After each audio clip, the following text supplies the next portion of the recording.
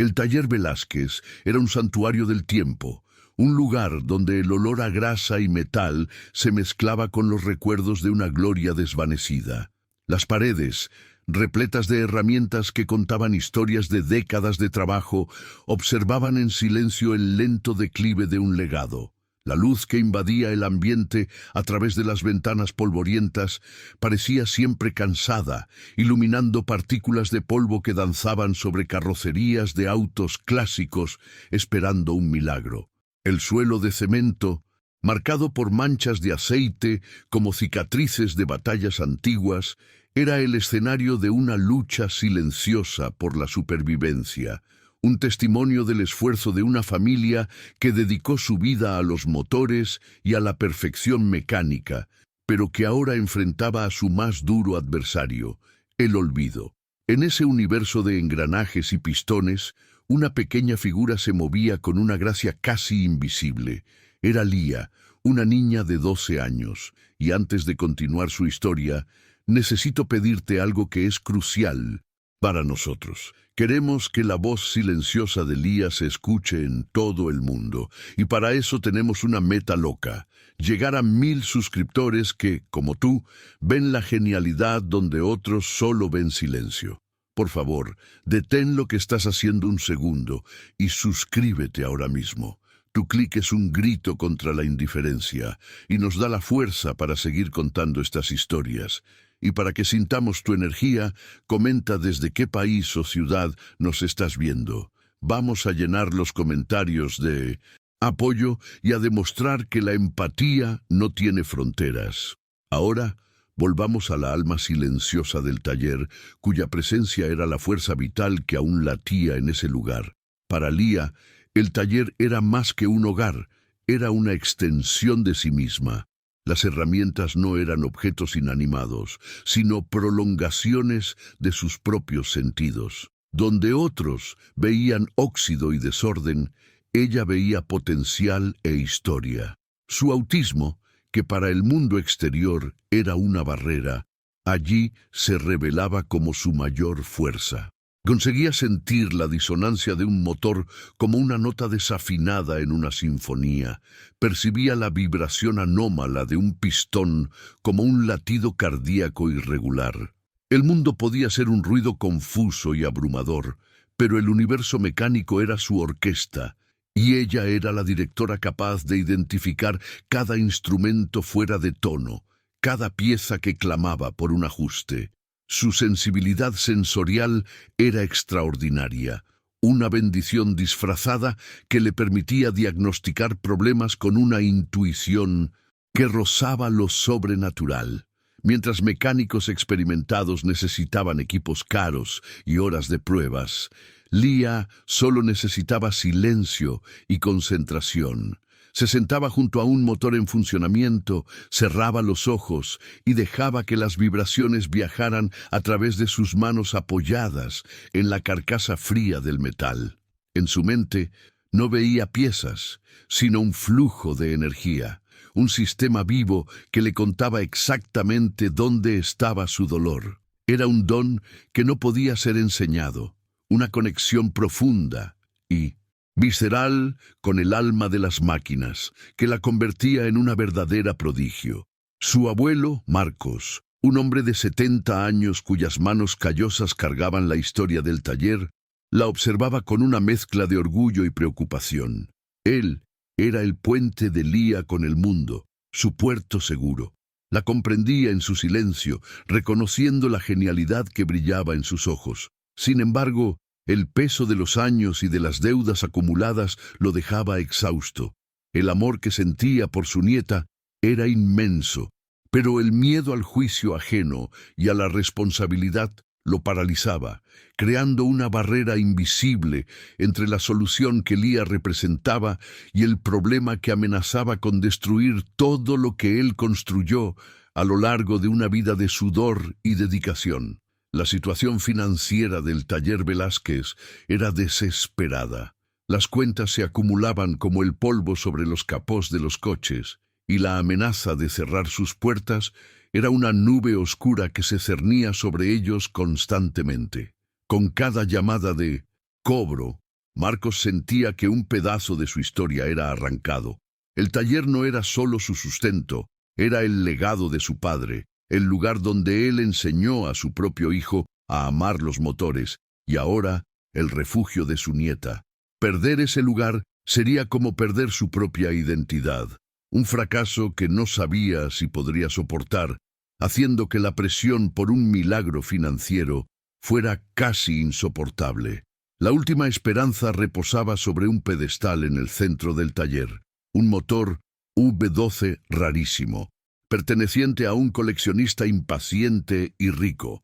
La pieza era una obra de arte de la ingeniería, pero sufría de un defecto complejo y traicionero que había derrotado a todos los especialistas consultados. Era un rompecabezas mecánico, un desafío que prometía una recompensa financiera capaz de salvar el taller, pero que también conllevaba el riesgo de la ruina total si fracasaban. Aquel motor se convirtió en el símbolo de su encrucijada, un monstruo de metal que podría devorar sus sueños o garantizar su futuro, y la presión para resolverlo crecía cada día. Lia, desde que el motor llegó, desarrolló una rutina casi ritual. Pasaba horas a su lado, en un silencio absoluto, solo observando. Su mano pequeña a veces se cernía sobre el bloque del motor, como si sintiera su temperatura, su energía. No lo veía como un problema a resolver, sino como un ser vivo necesitado de cuidado. Después de días de observación intensa, un destello de comprensión brilló en sus ojos. Ella lo sabía. Había descifrado el enigma. Había escuchado el susurro del fallo que todos los demás no podían oír. La respuesta estaba clara en su mente, tan lógica y evidente como el orden de las estrellas en el cielo. Se acercó a su abuelo, con la urgencia de quien carga una verdad inaplazable.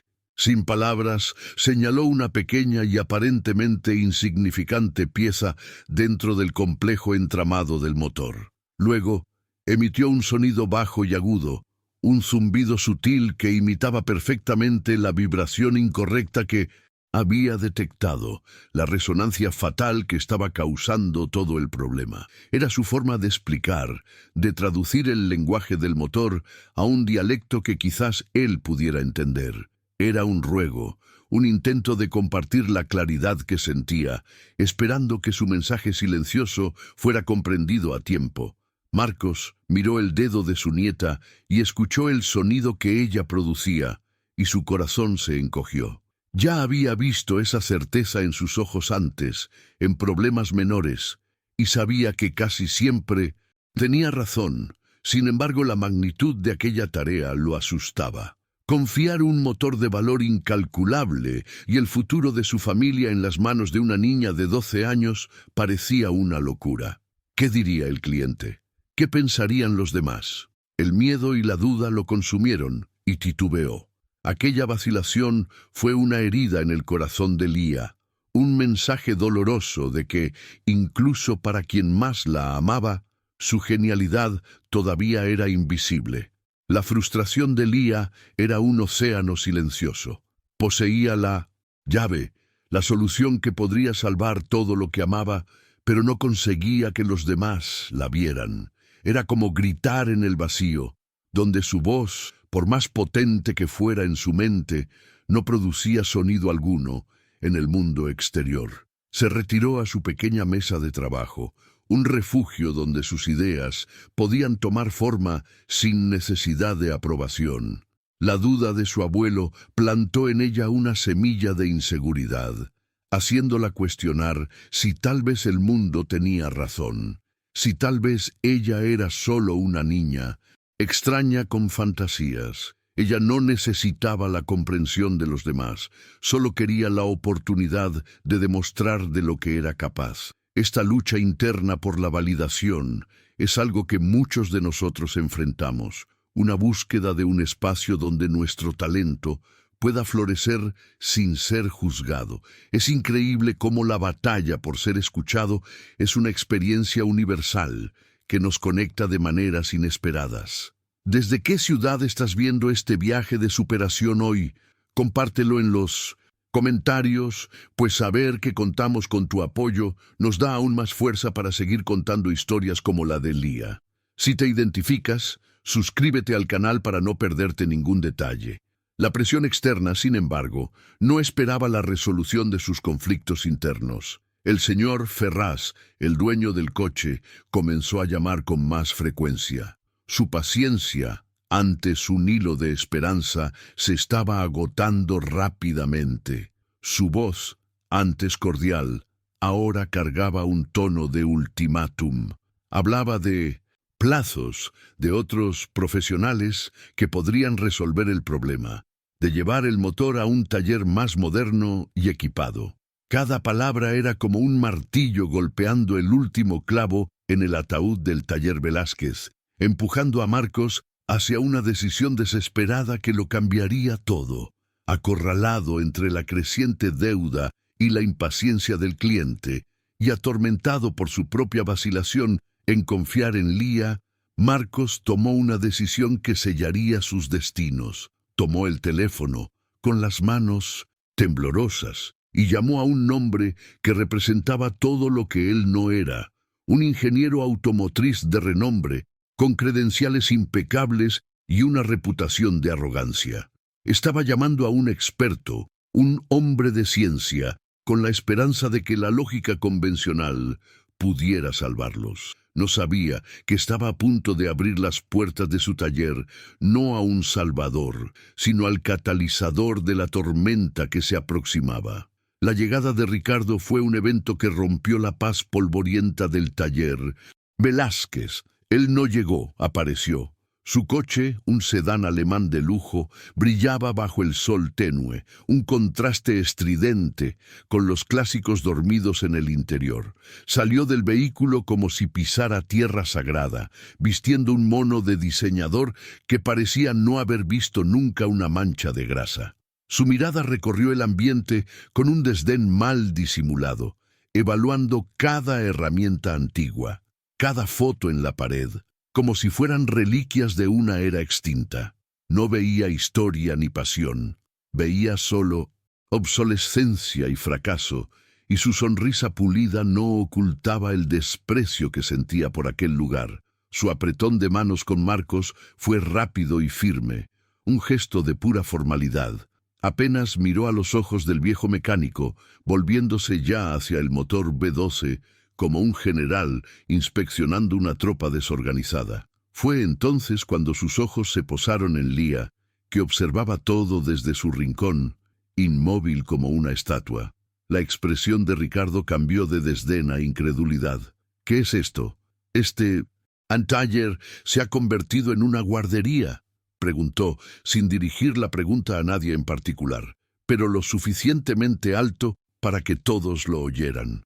La pregunta quedó flotando en el aire, cargada de un veneno que contaminó el ambiente sagrado de Lía, haciéndola sentir pequeña e inadecuada. Marcos, avergonzado e intimidado por la imponente presencia del ingeniero, solo balbuceó una respuesta débil. «Es mi nieta. A ella le gusta estar por aquí». La frágil defensa de su abuelo solo empeoró la situación, pintando a Lía como una niña curiosa y no como la mente brillante que era. Ricardo soltó una risa corta y condescendiente. «Los niños deben jugar con muñecas, no con motores. Este es un ambiente para profesionales, señor Velázquez. Espero que no moleste». Cada palabra era una puñalada en el orgullo de Marcos y una barrera que se erigía aún más alta alrededor de Lía, aislándola en un silencio aún más profundo. Ignorando por completo su presencia, Ricardo inició su trabajo con una actuación teatral. Abrió un maletín de aluminio pulido, revelando un arsenal de equipos de última generación: portátiles, sensores digitales, escáneres láser. Conectó cables al motor con una precisión quirúrgica, sus ojos fijos en la pantalla de una tableta que mostraba gráficos y números indescifrables para Marcos. Hablaba en jerga técnica, citando algoritmos y análisis de espectro, transformando el arte de la mecánica en una ciencia fría y distante. Era un espectáculo de modernidad diseñado para humillar la sencillez y la tradición de aquel taller, para establecer su superioridad de forma incuestionable. Pasó horas ejecutando diagnósticos, inmerso en su mundo digital. El motor, para él, no era una entidad física, sino un conjunto de datos a ser analizados. No se ensuciaba las manos, no escuchaba el sonido del metal, no sentía las vibraciones. Confiaba ciegamente en sus instrumentos, convencido de que la verdad sobre el fallo estaba escondida en los píxeles de su pantalla, no en el alma de hierro y aceite de la máquina. Para Ricardo, la intuición y la experiencia eran conceptos anticuados, sentimentalismos de una generación que no entendía la pureza de la ingeniería moderna. Estaba allí para demostrar que la ciencia siempre triunfaría sobre el anacronismo. Tras su análisis, declaró con una confianza inquebrantable que había encontrado el problema. Un fallo en el sistema de inyección de combustible, según sus ordenadores. Era una solución lógica, basada en datos, pero completamente equivocada. Encargó piezas nuevas y caras, asegurando al señor Ferraz que el problema estaría resuelto en breve. Mientras las piezas no llegaban, se pavoneaba por el taller, ofreciendo consejos no solicitados a Marcos sobre cómo modernizar el negocio, su arrogancia creciendo cada minuto que pasaba, alimentada por su propia certeza de que era el único hombre capaz de resolver aquel enigma. Cuando las piezas llegaron, las instaló con la misma precisión arrogante. Reunió a Marcos y al señor Ferraz, que había venido a seguir el progreso, para el gran momento. La ciencia no miente, dijo, antes de girar la llave. El motor tosió, se ahogó, y tras una serie de violentas explosiones por el escape, volvió a silenciar. El fallo persistía, quizás incluso peor que antes. El rostro de Ricardo se contrajo en una máscara de frustración e ira. Su tecnología lo había traicionado. El silencio que siguió fue pesado, roto, solo por el sonido de un pequeño engranaje cayendo de las manos de Sue. Lía en su rincón. Incapaz de admitir su error, Ricardo culpó a las piezas, al combustible, al diseño antiguo del motor. Cualquier cosa, menos su propio diagnóstico. Desmontó parte del trabajo, reinició sus ordenadores y se sumergió de nuevo en sus gráficos, su frustración ahora visible en sus gestos bruscos y en su respiración pesada. Con cada intento y error, su arrogancia no disminuía, sino que se transformaba en una terquedad peligrosa. Estaba decidido a forzar al motor a obedecer su lógica, aunque eso significara ignorar la verdad obvia que la máquina gritaba a quien estuviera dispuesto a escuchar. Lía, que observaba todo pacientemente, vio el momento exacto de su error. El problema no era electrónico, era físico, una cuestión de armonía y equilibrio que ningún sensor podría detectar. Con el corazón latiendo fuerte, decidió intentarlo una vez más. Caminó lentamente hacia el motor, sintiendo las miradas sobre sí. Extendió su dedo pequeño y tembloroso y señaló de nuevo la misma pieza. De antes, la fuente de toda la disonancia. Luego, reprodujo el zumbido bajo y vibrante, una representación sonora perfecta de la frecuencia incorrecta que estaba destruyendo el motor por dentro. Ricardo detuvo lo que estaba haciendo y la miró fijamente. La humillación de su fracaso público lo había vuelto aún más cruel. ¿Qué pasa? ¿La niñita tiene una corazonada? Se burló, su voz resonando en el taller. Déjame explicarte algo, querida. La ingeniería no se basa en corazonadas o soniditos graciosos. Se basa en matemáticas, en física, en ciencia. Se basa en datos que mi equipo de $100,000 puede leer y que tu imaginación infantil no puede comprender. Así que, ¿por qué no vuelves a tus juguetes y dejas el trabajo de verdad para los adultos? La crueldad de las palabras fue devastadora. Marcos sintió una oleada de vergüenza e ira, no hacia el ingeniero, sino hacia sí mismo, por haber permitido aquella situación. El señor Ferraz desvió la mirada, claramente incómodo. Lía no lloró. Simplemente bajó la cabeza, la humillación clavándose en su pecho como una esquirla de metal. Se dio la vuelta y caminó de regreso a su mesa, no derrotada, sino con una nueva y fría determinación.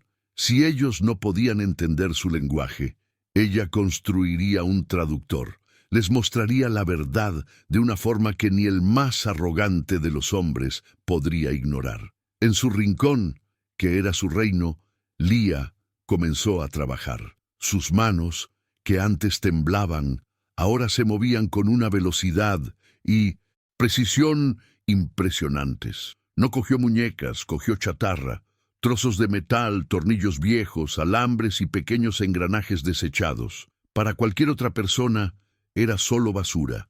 Para Lía, eran las palabras de su siguiente frase, las piezas de su argumentación irrefutable. Ya no intentaba ser escuchada, estaba construyendo una prueba que no podría ser descartada, ridiculizada o ignorada. Su enfoque era absoluto, un láser de concentración en medio del caos de su dolor. Cada palabra de duda que escuchaba la fortalecía, pues sabía que el verdadero desafío estaba en demostrarse a sí misma lo que podía lograr. El viaje de Lía es un recordatorio de que la resiliencia a menudo nace en los momentos de mayor adversidad. Nos enseña que, incluso cuando el mundo intenta silenciarnos, nuestra determinación puede convertirse en nuestra voz más poderosa. Si el coraje silencioso de Lía te inspira, demuestra tu apoyo suscribiéndote al canal. Tu suscripción nos ayuda a continuar compartiendo relatos de superación que merecen ser contados. En menos de una hora, había creado algo extraordinario. No era un juguete, era un diorama funcional, un modelo en miniatura que demostraba con una claridad genial el fallo de resonancia armónica que ocurría dentro del motor. Usando un pequeño motor eléctrico de un coche de control remoto, hizo vibrar una pieza en el modelo. Esa vibración, a través de una serie de alambres cuidadosamente posicionados, se transfería y se amplificaba en 1900. Otra parte del diorama, exactamente como sucedía en el motor B12, mostrando visualmente cómo una pequeña disonancia se convertía en una fuerza destructiva y caótica. Era un concepto de ingeniería avanzada, algo que Ricardo, con toda su formación y tecnología, no consiguió identificar. Pero Lía lo explicó sin usar una sola palabra, solo con la elegancia de la física en acción. El pequeño modelo era la personificación de su mente, complejo en su concepto, pero simple y directo en su ejecución. Era la prueba viviente de que la verdadera comprensión no proviene de datos en una pantalla, sino de una conexión profunda con el objeto de estudio, de sentir su ritmo, su armonía y su dolor. Con el diorama en las manos, se acercó primero a su abuelo, su puerto seguro. Sus ojos suplicaban que mirara, que entendiera. Marcos cogió el pequeño dispositivo y al verlo en acción, sus ojos se abrieron de par en par. Por primera vez no vio solo la intuición de su nieta, sino la ciencia detrás de ella. Finalmente comprendió la profundidad del genio de Lía. «Dios mío», susurró, con la mandíbula caída de admiración y arrepentimiento. Era el momento de validación que Lía tanto esperaba, la prueba de que no estaba loca. Pero el momento fue interrumpido. Ricardo, viendo la conmoción, se acercó con pasos pesados. «¿Qué es esta pérdida de tiempo ahora?», preguntó impaciente. Arrancó el pequeño modelo de las manos de Marcos antes de que pudiera explicar. Ricardo miró el artilugio con desprecio, vio las piezas vibrando y soltó una carcajada sonora y cruel. «Ah, qué mono. La niñita ha construido un juguete para pasar el rato, muy creativo», dijo, su tono burlón resonando en el taller. Aquella risa era el sonido de la ignorancia, la sinfonía de la arrogancia en su apogeo. No dedicó ni un segundo a intentar entender lo que estaba viendo. Para él, el origen del objeto, las manos de una niña extraña, invalidaba completamente su contenido. Vio solo chatarra ensamblada, no un diagnóstico. Preciso. Esto es lo que pasa cuando se deja volar la imaginación. Juguetes inútiles, declaró a todos, como si estuviera dando la última palabra sobre el asunto.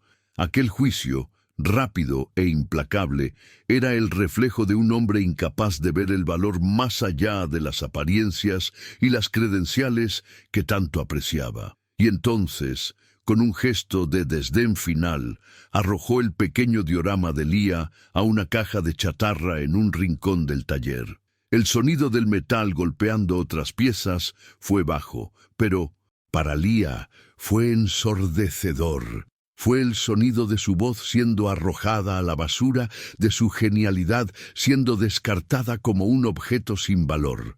En ese momento, algo dentro de ella se rompió, pero algo nuevo y más fuerte comenzó a formarse. La tristeza dio paso a una calma gélida, la certeza de que la verdad, tarde o temprano, encontraría una manera mucho más ruidosa de manifestarse. Ricardo, ajeno a la tormenta que acababa de provocar, se volvió hacia el motor con renovada furia.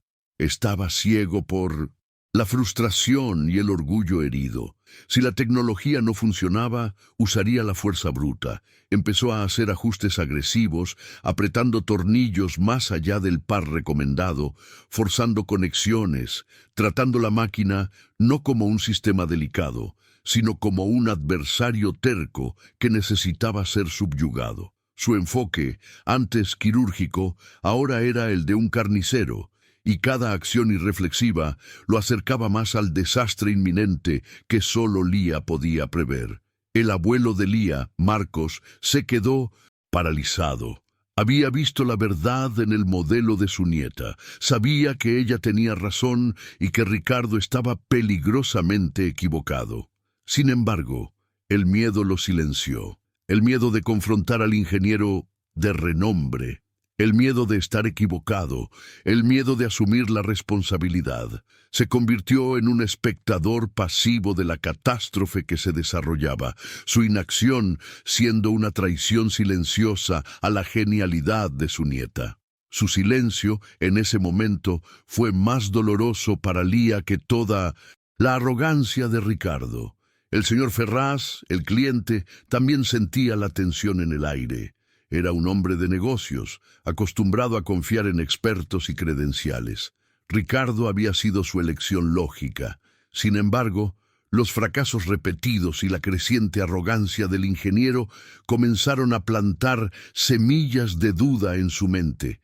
Miró el rostro pálido de Leah, luego la furia irracional de Ricardo y sintió que algo estaba fundamentalmente mal. Su intuición le decía que estaba apostando por el caballo equivocado, pero todavía no tenía el coraje de intervenir, atrapado en la telaraña de la autoridad y la reputación. Leah, por su parte, regresó a su rincón. No miró más el motor. No lo necesitaba. Ya lo había memorizado. Cada sonido, cada vibración. Sabía lo que estaba por venir. El descarte de su modelo no fue el fin de su argumentación, fue solo el punto final de sus intentos de diálogo. Ahora solo esperaría. Esperaría a que la propia máquina hablara, que gritara la verdad de una forma que nadie pudiera seguir ignorando. Su quietud no era de resignación, sino de anticipación. Mientras Ricardo continuaba su batalla perdida contra el motor, la atmósfera en el taller se volvía cada vez más pesada. Había una tensión palpable, el silencio antes del trueno. Marcos se mordía las uñas, el señor Ferraz caminaba de un lado a otro, y Leah permanecía sentada, su mirada fija en un punto cualquiera de la pared, su mente ya calculando el momento exacto del colapso. Era la única persona tranquila en el ojo del huracán, la única que entendía la secuencia de eventos que estaba a punto de desarrollarse con la precisión de un reloj. El conflicto ya no era entre un hombre y una máquina, era una confrontación de filosofías. Por un lado, la arrogancia de la ciencia ciega, que confía solo en los datos y desprecia la intuición. Por el otro, la genialidad silenciosa de la observación profunda que entiende el mundo a través de la empatía y la conexión. Ricardo, en su cruzada por demostrar su valía, estaba transformando el motor en una bomba de relojería y el tiempo se estaba agotando rápidamente, con cada ajuste equivocado, cada tornillo apretado con demasiada fuerza, cada advertencia ignorada. El sol de la tarde comenzó a ponerse, pintando el interior del taller con tonos de naranja y rojo, como un presagio de lo que estaba por venir. Ricardo, sudando y jadeando, finalmente dio un paso atrás. Miró su obra con aire de desafío, como si finalmente hubiera domado a la bestia. Su expresión era de pura terquedad, la convicción de un hombre que se niega a admitir la derrota, incluso cuando la evidencia está justo frente a él. Estaba a punto de hacer su última y más peligrosa apuesta. Se volvió hacia su pequeño público con una sonrisa forzada. A veces, estas máquinas antiguas solo necesitan un tratamiento de choque para volver a la línea, dijo, tratando de sonar confiado. Un pequeño ajuste de fuerza bruta para recordar quién está al mando. La frase quedó flotando en el aire, revelando la verdadera naturaleza de su enfoque. No se trataba de arreglar, se trataba de dominar, se trataba de su ego, no de la integridad del motor. Lía cerró los ojos, escuchó un nuevo sonido proveniente del motor, incluso estando apagado. Era un zumbido de tensión, el sonido del metal estresado hasta su límite, de las piezas forzadas en posiciones que no deberían ocupar. Era un susurro de dolor, un gemido silencioso que presagiaba la fractura inminente. Para ella era un grito que anunciaba que el punto de no retorno había sido alcanzado y que el clímax de aquel largo y tenso viaje estaba a solo un giro de llave de distancia. Ver el talento ser ignorado de esta forma es algo que nos toca profundamente. La historia de Lía es un espejo de tantas otras mentes brillantes que son silenciadas por el prejuicio. Es por eso que creemos que estas narrativas necesitan ser compartidas. Si también te sentiste indignado con la injusticia e inspirado por la resiliencia de Lía, ayúdanos a llevar este mensaje más lejos. Suscríbete al canal y activa las notificaciones. Tu apoyo es el combustible que nos permite seguir luchando para que voces como la de ella sean finalmente escuchadas. En un arrebato de orgullo ciego, Ricardo dio un paso atrás, limpiándose el sudor de la frente con el dorso de la mano. Miró el motor V12, no con el respeto de un mecánico, sino con la posesión de un domador que cree haber quebrado el espíritu de una fiera salvaje. «Listo», anunció con una voz falsamente tranquila, diseñada para exhalar una confianza que ya no sentía. El problema era una terquedad en el sistema. Exigía un enfoque más asertivo, una mano firme para poner las cosas en su sitio. Miraba a Marcos y al señor Ferraz, buscando la admiración que su ego herido necesitaba desesperadamente. Se jactaba de su solución, explicando con términos técnicos cómo había recalibrado manualmente las tensiones y optimizado el flujo de fuerza. Eran palabras vacías, una jerga para enmascarar la fuerza bruta que había aplicado. Mientras su voz arrogante llenaba el taller, un nuevo sonido comenzó a nacer, casi imperceptible. Era un zumbido agudo, fino como una aguja, que emanaba de las profundidades del bloque del motor. Nadie más lo notó, distraídos por la actuación del ingeniero. Pero para Lía, aquel sonido era una alarma de incendios, el grito final del metal a punto de rendirse, la firma sónica de la catástrofe inminente. Ricardo caminó hacia el encendido, cogiendo las llaves con un ademán. Fue entonces cuando notó la mirada de Lía. Sus ojos estaban fijos en él, muy abiertos, no con admiración, sino con un pavor lúcido. Interpretó su expresión como la duda final de un escéptico, y no pudo resistir un último golpe de humillación. Sonrió con desdén, una sonrisa que sellaría su destino, y dijo en voz alta y clara, para que todos lo oyeran: «Mira y aprende, niñita. Mira y aprende cómo trabaja un profesional de verdad. La frase fue el detonante, el desafío final a la verdad que se negó a ver. Giró la llave. El motor despertó con un rugido monstruoso, un sonido gutural y enfermizo que no tenía nada de la elegancia de un B-12. Era un grito de dolor, una detonación descontrolada que hizo vibrar el suelo de cemento. Marcos y el señor Ferraz dieron un paso instintivo hacia atrás, sus rostros palideciendo con la violencia del sonido. Ricardo, sin embargo, sonrió. En su negación, confundió la violencia con la potencia, el ruido de la destrucción con el sonido de la fuerza. Creía haber vencido, haber domado a la bestia a la fuerza, demostrando que su voluntad era superior a la de la máquina. Ciego por lo que consideraba su triunfo, cometió su error final. Decidido a sellar su victoria con una demostración de poder absoluto, pisó el acelerador, empujando el motor al límite. La respuesta fue instantánea y aterradora. El rugido se transformó en un aullido ensordecedor. El motor entero comenzó a trepidar violentamente sobre sus soportes, sacudiéndose como un animal en agonía.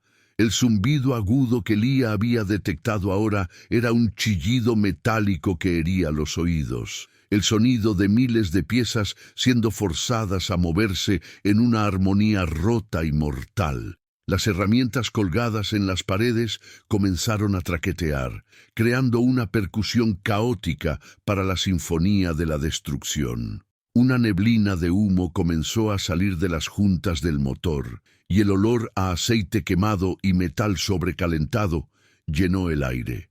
Un aroma de peligro inminente. Para los otros era un caos incomprensible.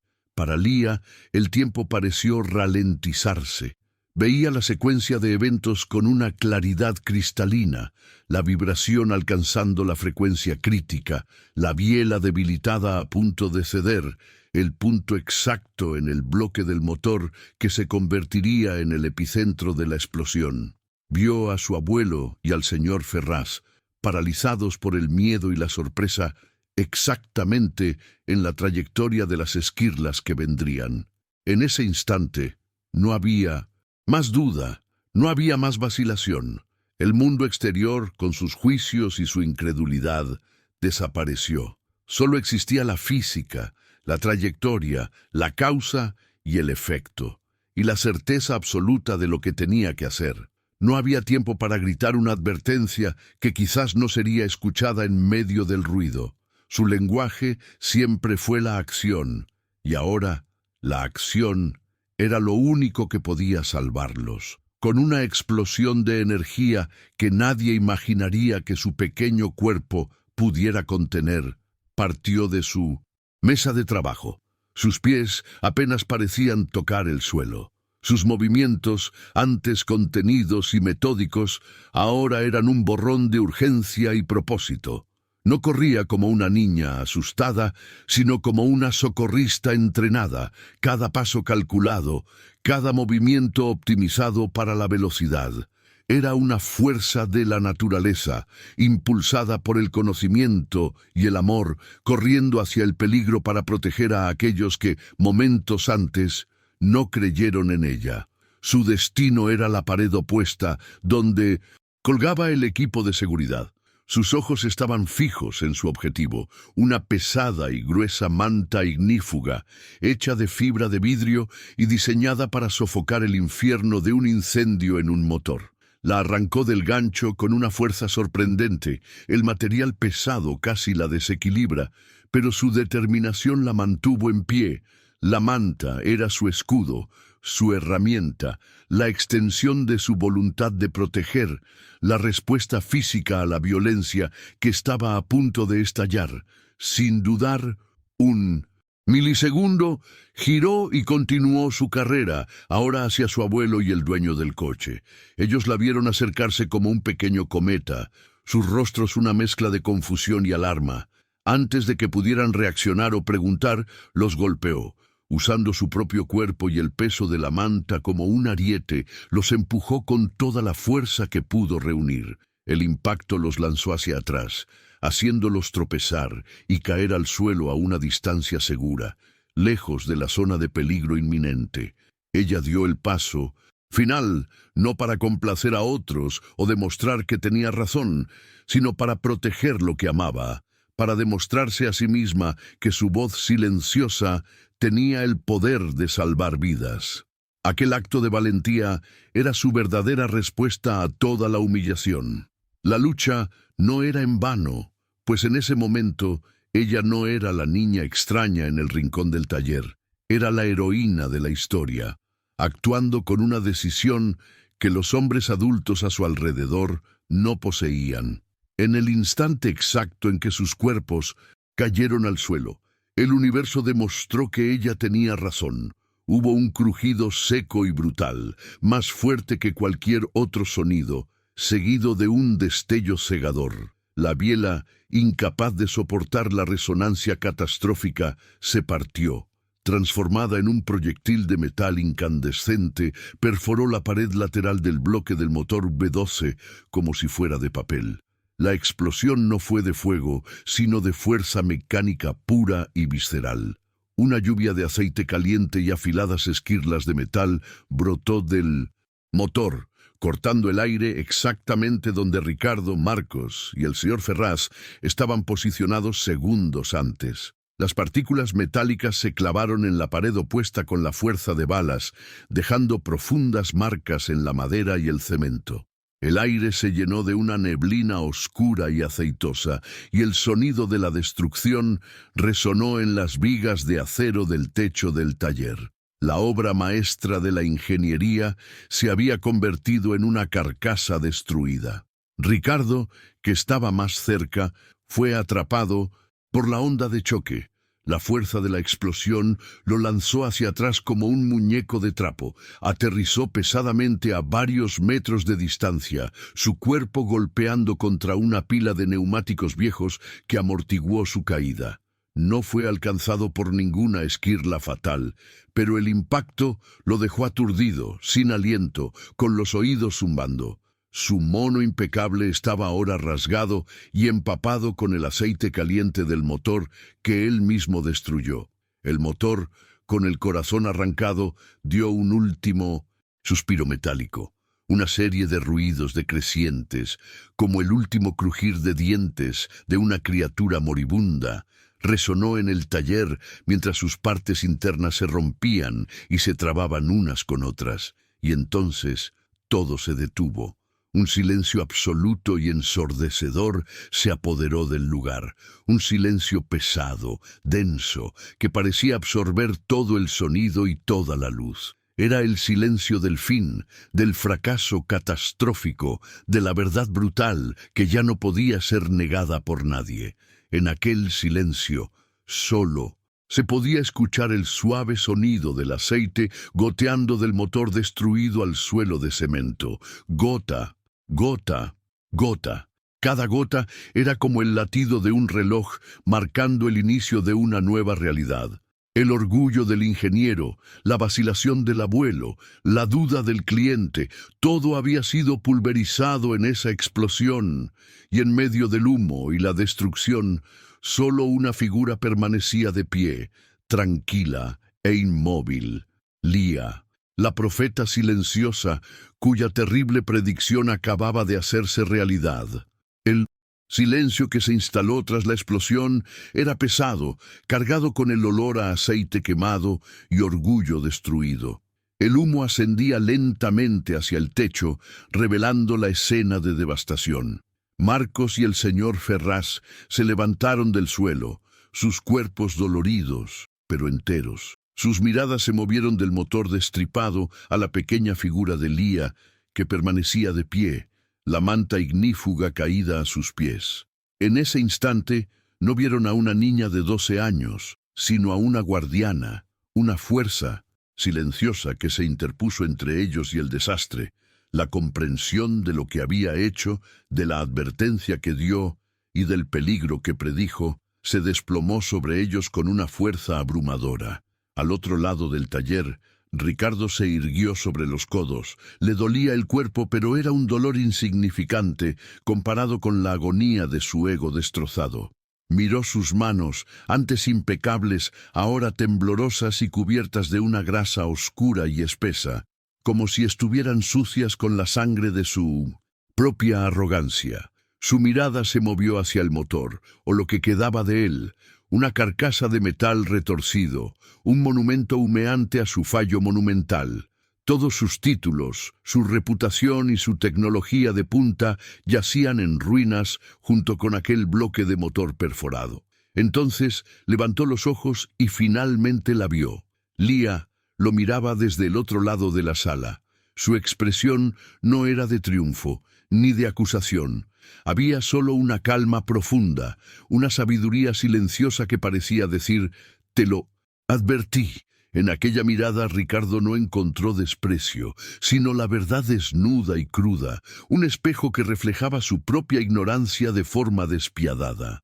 La ausencia de juicio en el rostro de ella era, de alguna manera, la condena más severa que había recibido en toda su vida, pues lo obligaba a ser su propio juez y verdugo. La mirada de Ricardo cayó, incapaz de sostenerla de ella, y se posó sobre algo en el suelo, cerca de una caja de herramientas. Era el pequeño diorama que él había descartado con tanto desdén. El juguete inútil. Moviéndose como un hombre mucho más viejo, se tambaleó hasta el objeto y lo recogió. El pequeño artilugio estaba sucio y ligeramente abollado por la caída, pero su esencia, su genialidad, permanecía intacta. Lo sostuvo en sus manos temblorosas, sintiendo el peso no de la chatarra, sino de su propia y colosal estupidez. Aquel pequeño objeto era la prueba de que la respuesta estuvo allí todo el tiempo. Con un cuidado que rozaba la reverencia, activó el pequeño mecanismo. Observó el movimiento, la vibración transfiriéndose por el alambre, la resonancia armónica manifestándose ante sus ojos de una forma tan simple y elegante que llegaba a ser hermosa. En ese instante, el velo de la arrogancia se rasgó y la comprensión lo golpeó con la fuerza de un puñetazo. No solo vio cómo falló el motor, entendió la mente que fue capaz de prever ese fallo, entendió que había ridiculizado a un genio y la vergüenza lo consumió por completo. Con pasos lentos y pesados, cruzó el taller y se detuvo frente a Leah. Abrió la boca para hablar, pero las palabras no salieron. Las disculpas parecían insignificantes. Los elogios sonarían falsos. No había nada que pudiera decir para reparar el daño que causó. Simplemente levantó el pequeño diorama, un gesto de rendición, de reconocimiento. Sus ojos, antes llenos de desdén, ahora estaban repletos de un respeto humillado. Y con la voz ronca, hizo la única pregunta que importaba. ¿Cómo lo sabías? El señor Ferraz, que había presenciado toda la escena en silencio, dio un paso al frente. Su rostro, antes pálido de miedo, estaba ahora rojo de ira y resolución. Miró al ingeniero destruido, no con pena, sino con un desprecio glacial. «Su trabajo aquí ha terminado», dijo, su voz cortante como el cristal. «No se moleste en enviarme la factura por sus servicios, solo la factura de un nuevo motor B12, y desaparezca de mi vista». El despido fue rápido, brutal y final. El veredicto de un hombre que aprendió de la manera más difícil la diferencia entre reputación y competencia real. A continuación, el señor Ferraz se volvió hacia Leah. Toda la dureza de su rostro se desvaneció, siendo reemplazada por una admiración genuina. Se acercó a ella y, para sorpresa de todos, se inclinó ligeramente, como si estuviera ante una autoridad. Sacó del bolsillo un llavero de cuero con las llaves de otro de sus coches clásicos. Con un gesto solemne, las colocó en la palma de la mano pequeña y firme de Leah. «Creo que el taller Velázquez está bajo una nueva dirección», dijo, con una sonrisa que era tanto una disculpa como una oferta de trabajo. Marcos finalmente se movió. Se acercó a su nieta y las lágrimas que había contenido durante tanto tiempo ahora corrían libremente por su rostro arrugado. Eran lágrimas de miedo, de alivio, de arrepentimiento y, sobre todo, de un orgullo tan inmenso que apenas cabía en su pecho. Puso la mano en el hombro de ella, un tacto que decía, «Perdóname, y te quiero, y siempre lo supe». Todo al mismo tiempo.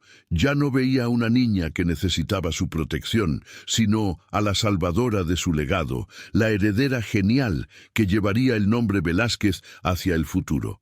Lo que Lía realmente conquistó no fue la aceptación de los otros, sino la certeza de que su propia fuerza era el mayor premio de todos. No necesitó cambiar quién era para demostrar su valía. Forzó al mundo a cambiar la manera en que la veía. Su historia nos recuerda que las mentes más brillantes a menudo operan en silencio y que el verdadero talento siempre encontrará una forma de manifestarse. Si este viaje te ha emocionado e inspirado, suscríbete a nuestro canal. Tu apoyo nos permite seguir iluminando historias de mentes extraordinarias que merecen ser celebradas. Gracias por vernos.